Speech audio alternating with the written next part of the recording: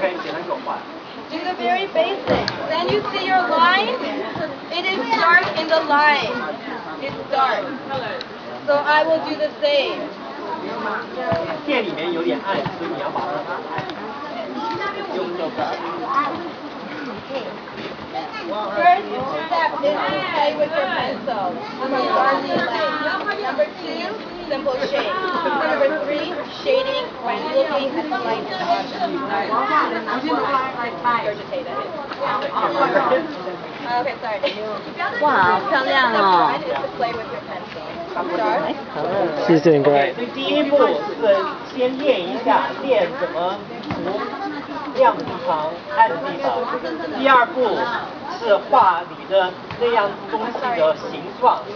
第三步是开始在里面涂亮的地方和暗的地方。Your page is folded in half. 你的纸是分成两半。One half, play with your pencil. 第一半是让你练。Second half, you will draw your object. 第二半画你的那样东西，明白吗？ Are you 好 ready?，开始。 Very good. You can put that object over your pen.